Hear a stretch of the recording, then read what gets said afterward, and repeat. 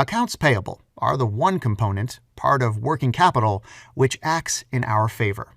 If we can say accounts receivable and inventory are two items blocking money, we can also say that accounts payable is a source of financing, which allows us to work with other people's money.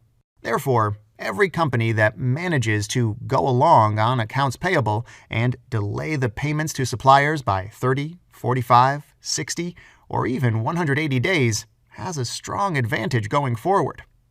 However, we should also point out that it is not ideal to freeze payments to suppliers if this doesn't correspond to the business terms we have already agreed upon when starting to work together. It is one thing to hold up payments because we've agreed with suppliers that they will be paid in 60 days after we receive the goods.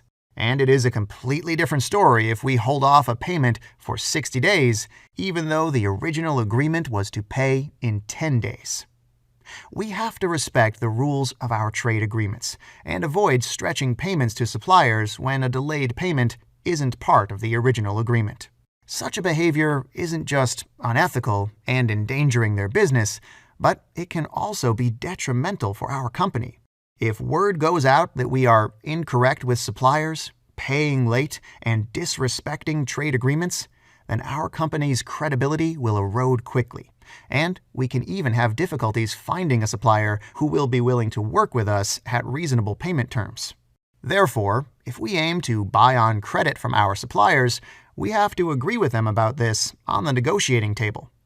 Depending on the amount of leverage we have and on how badly do they want to work with us, we may be able to shake hands on favorable credit terms, among other issues discussed during negotiations.